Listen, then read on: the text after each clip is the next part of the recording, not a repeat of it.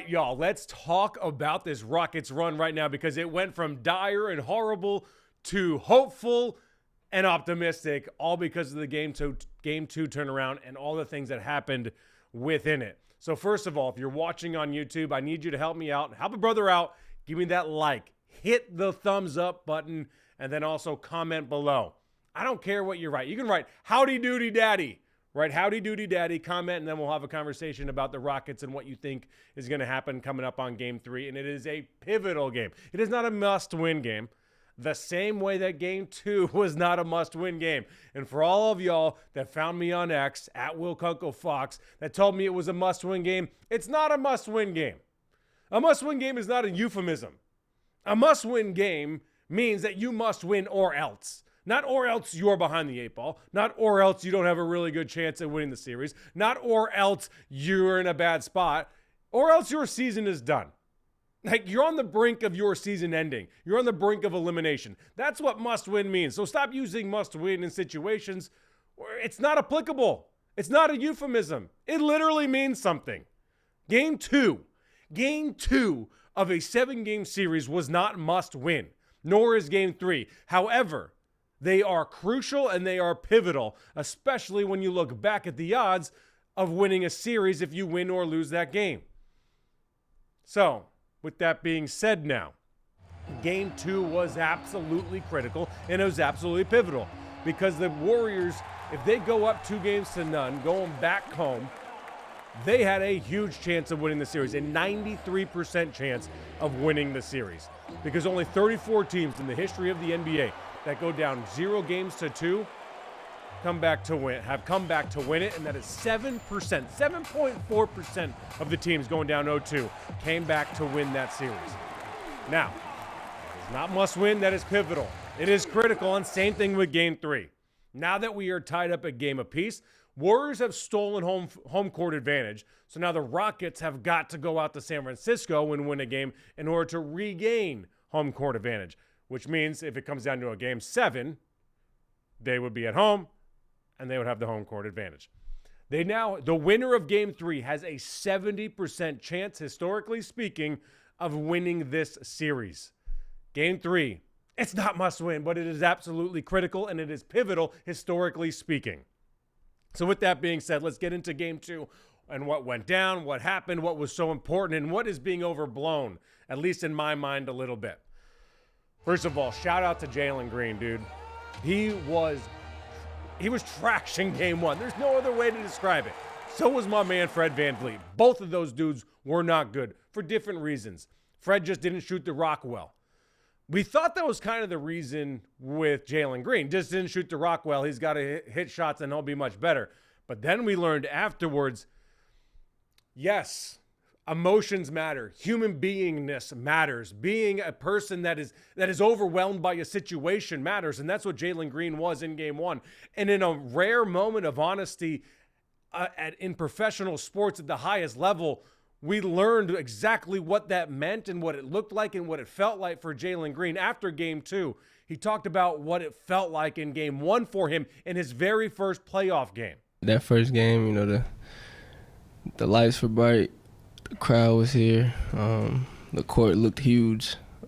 So, yeah, I couldn't really get a chance to, settle in. My legs was a little shaky, but that's part of it. Went through it, and I feel like I did a good job answering back. Like, that's crazy to hear a professional athlete admit. Not crazy because it's stupid or it's weak or it's silly, because he came out and dropped 38 in Game 2. So obviously he got over it and he's okay.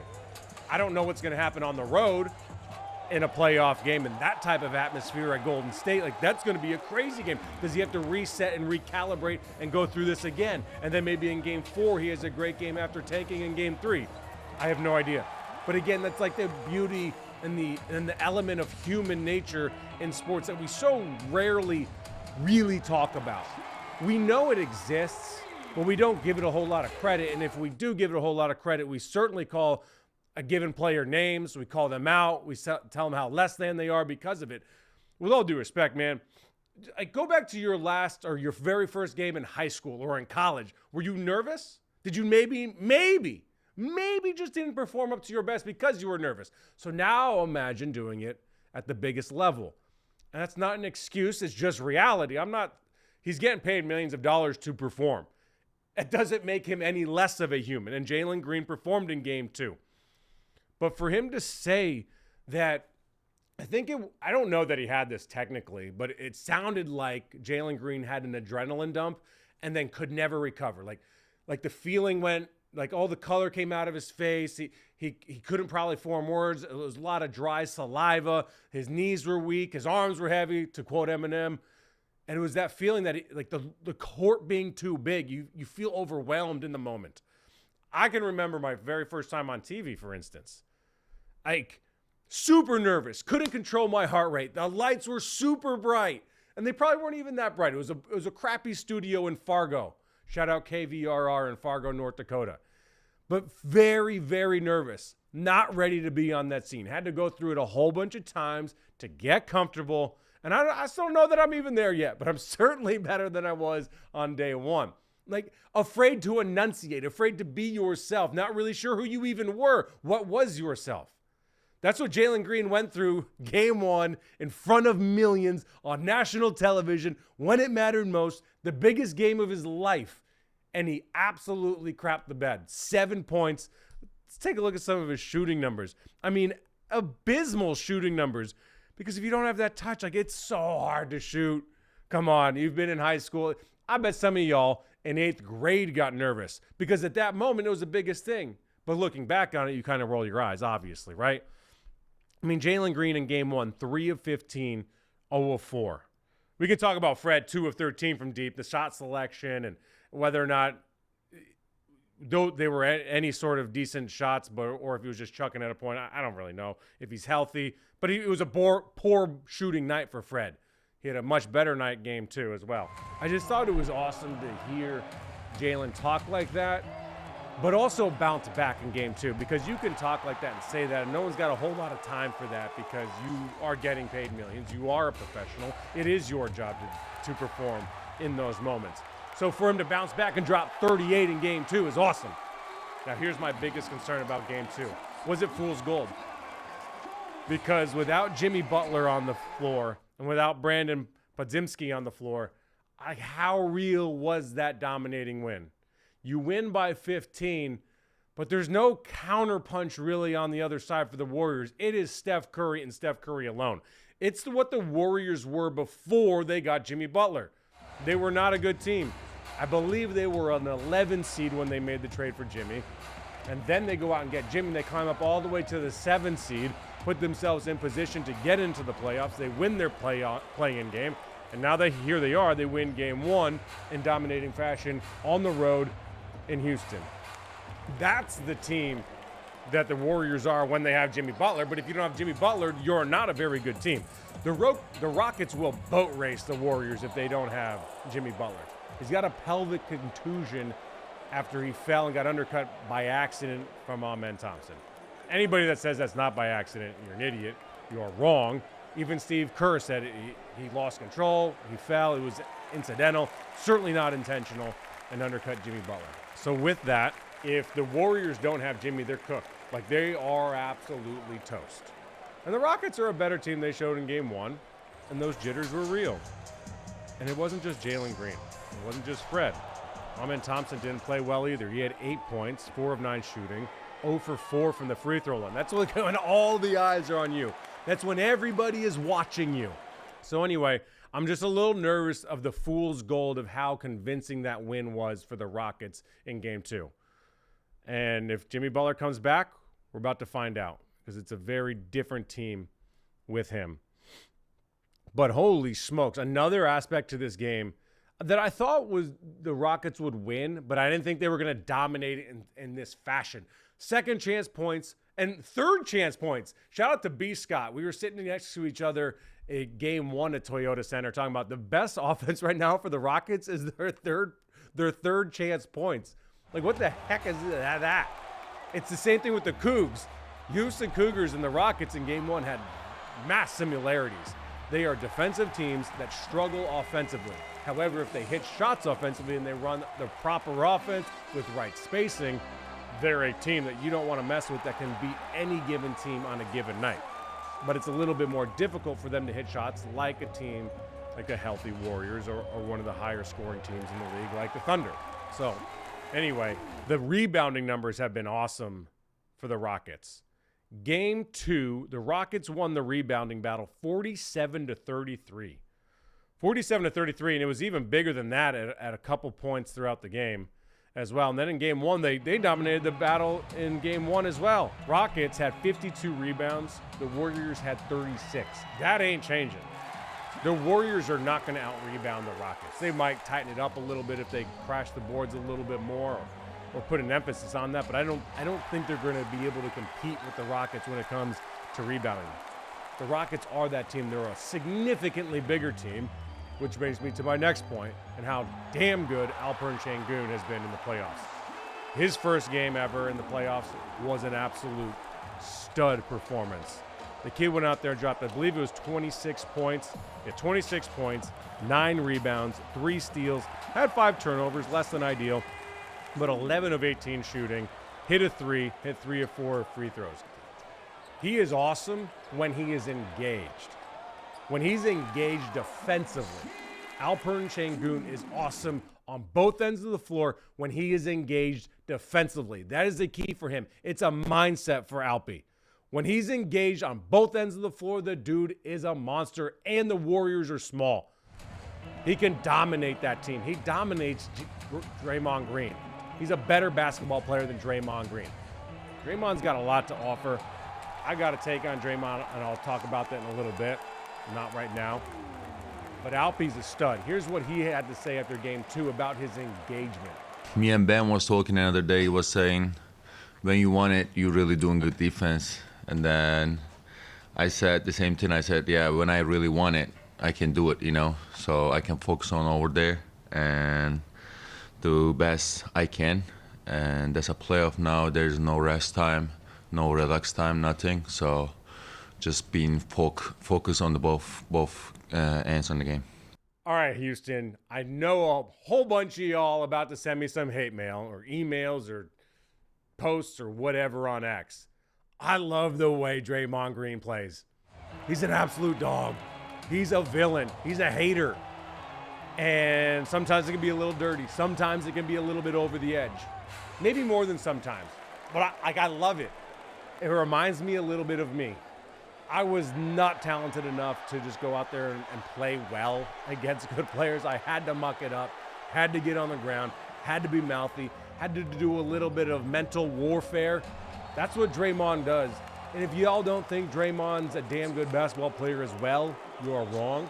And if you also don't think that you would love him on your team, you'd be wrong. Mind you, you have Dillon Brooks, who also does a lot of that stuff. Whether it's to the degree or the same exact thing, like whatever, we're arguing semantics. Same type of player from a standpoint of agitating, poking, irritating, physicality, maybe some dirtiness from time to time as well. Like Dillon Brooks does the same thing, and I love his style of play. I love this series because of it as well. Those dudes are awesome. And Dillon's a pretty damn good basketball player as well.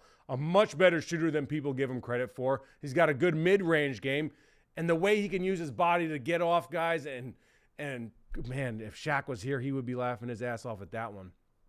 But his ability as well as a basketball player, he's not just an irritant. That's what's funny about Draymond Green and Dillon Brooks. They're not just irritators. They're not just agitators. They're both really good basketball players. They're starting for their team, and they're both really good basketball teams. So I think credit where credit is due. Call a spade, and admit that if the roles were reversed and Dillon was on the Warriors, you would hate him and you would think he was a scumbag and a dirty player. And if Draymond was on the Rockets, he'd be your dirty scumbag and he'd be your player, and you would love it. Now, with that also being said, let's move on a little bit. I just love the way they play. I like the fact that Ime Udoka changed up the rotation just a little bit in Game 2. Aaron Holiday getting some burn. I think I don't know if he's a critical key to this series, but he definitely can give this team something and give them some minutes. He played 5 minutes, went 0 for 2, had a rebound. But I think he can give them something. And the Rockets are a significantly deeper team than the Warriors. The Warriors are not a deep team. And, I mean, shoot, if they're without Jimmy, then forget about it. But without him, they're done. With him, they're a very good top-heavy team. So when the Rockets got in foul trouble and the game got chippy and then the Warriors got in foul trouble, that favored the Rockets. And the dirtier, the chippier, the more aggressive, the more physical that this series gets, that benefits the Rockets for two ways. One, I think they're the more physical team. I think they're the more aggressive team. They need to find their legs a little bit in the playoffs, find their confidence a little bit in the playoffs that allows them to play that way. Because when you're playing with confidence, you can play faster. You can play more physical. When you're confident, when you know what you were doing. Like Jaylen could have been as aggressive as he wanted in game one, but he was so damn scared and nervous and overwhelmed that it didn't really matter. Hence, he got to the rim but missed. He got to the spot where he normally hit a kick out, but he didn't make the play because he couldn't slow things down in his mind. But the more that this gets physical, I think benefits the Rockets for another reason. They're a deeper team. So let's just say, for instance, Amen Thompson. I think he had 3 fouls in the first quarter. He then went on to have 4 fouls at a point, I believe. No, he finished with 3. Yeah, all right, so he had 3 in the first quarter, didn't pick up another one, but he had to sit for the rest of the half after the first quarter, 3rd foul was called. But then you come in off the bench, Jabari Smith Jr., he drops 5 points. Tari Eason drops 14 points off the bench. The leading scorer off the bench for the Warriors was Quentin Post, who dropped 12 points. He's averaging 8 points a game. He's averaging in the last 10, 14 minutes a game. And last night in game 2, he played 25 minutes. So the numbers were out of whack for him. So a physical game with fouls being called, mind you, that's another thing to this situation is you got to learn how the officials are calling it. It's not like the Rockets aren't used to physical play. They practice physical, they play physical. They're just now trying to figure out what you can do, what you can't do, what you can get away with, what's going to happen to you, and that because the Warriors know how playoff basketball is called. They've been in this situation a whole bunch. They know what they can do and can't do. The Rockets don't really know what they can or can't do. It's not that they can't do it. They don't have the ability to do it or don't like to do it. They love to do it. They just don't know that they can do it yet at this point. So that's why I think that longer that this series goes and gets more physical, it benefits the Rockets. They're younger, so if this goes into 6, 7 games, they're going to be fresher. It benefits the Rockets, the more physical that this gets. It's what we built ourselves on, like I said, the identity, and everybody's bought into that and makes us who we are. So I think our guys all kind of thrive on that. Just got to keep composure, especially when you have the lead. I think we've been one of the more physical teams all year. It's one of our things that we built as a foundation, and we feel comfortable in those environments. But again, it's going to come down to execution, and the smarter team is going to win this series. I know it's going to be a lot made about all the extras, but that's for the fans to get excited about. For us, we got to kind of stay locked in and try to execute. Another thing that we've got to talk about is the Tari Eason towel toss heard around the world. Towelgate by Tari. I lost my mind when I saw him throw the towel. I can't remember who it hit, but it hit somebody squarely in the face, a player for the Warriors. I mean, it was one of those things, it looked like an octopus. It hit him in the face, and it wrapped around him. It was a square, clean shot. It was a stupid thing to do. He shouldn't have done it. Steven Adams, I saw talking to him after he was given the technical, presumably telling him, don't be an idiot right now. We have a huge lead. Don't let them irritate you. Don't let them get in your head. And then you do exactly what they want you to do. And that's get a technical, allow them to have a 3-4 point swing, which I don't think even happened. But the point is, I laughed my ass off when he did that. It's something I would do, at least back in the day before I became a mature adult that I am today at the ripe old age of 40. But back in the day, like in high school and college, I'm definitely throwing that towel. And then I'm laughing, and then the boys and I are laughing. Afterwards, here's what Jaylen and Tari said about the whole thing. Jaylen said he didn't even see it. My emotions just got the best of me. That's really all it was. In between the lines, you got to know you got to keep it basketball, and that's really all it is. And I'm going to just be better for my team moving forward and controlling my emotions. I know that, with them, some of the guys they have over there, their thing is to kind of try to, beat you mentally. And, if you know basketball is 90% mental. So I just got to, stay even keel and, yeah, move on. All right, so with that now behind us, I think another aspect of why this series benefits the Rockets and the style that they're playing is because of Ime Udoka. Like, this is what he has been building for years. Like, this just didn't happen this year. When I say years, 2 years. His second year with the Rockets, whatever it is, since he walked in the building, he has been trying to build the Rockets to be a tough team, a defensive-minded team. Very similar to Kelvin Sampson, creating that culture that we will play defense. And if you're in this building, you will play defense, and there is a standard, and if you're not living up to that standard, as Jaylen Green didn't do several times last year during the regular season, so Jaylen was parked next to Ime during the fourth quarter and closing minutes because he just wasn't playing up to the standard. He wasn't playing defense well enough, which shout out to Jaylen and his defense in game 2 on Steph. Super locked in. But can you do it again? That's the difference of good versus great, especially in the playoffs. It's locking in and playing that defense. But the mindset of this team has been building since Ime walked in to the building. And they're taking on his personality. They brought in guys like Fred, who's a great leader, is not going to back down from anybody. Dylan Brooks, who not only won't back down to anybody, will approach anybody. Also, which is what Fred did against Draymond at one point that resulted in that kerfuffle that led to the towel toss. Like, Fred won't not only back down, but he'll approach somebody as well. He'll let you know what time it is. The dude's got a ring. The dude's been around. He bet on himself. Came out of Rockford, Illinois. Went to Wichita State. Nobody thought he was any damn good. Came into the league, and now he's one of the best point guards in the NBA. Who ain't going to take no fertilizer either. Okay, so that is about all the time that I have here this week on Kicking It with Kunkel. Please like it, share it, push it, spread it out for everybody to see and everybody to know about. Kicking It with Kunkel right here on YouTube or on Fox Local as well. And you can find me on Instagram at Will Kunkel or on X at Will Kunkel Fox. Just type in Will Kunkel, Kunkel. Everything that you need is on your screen right now. All right?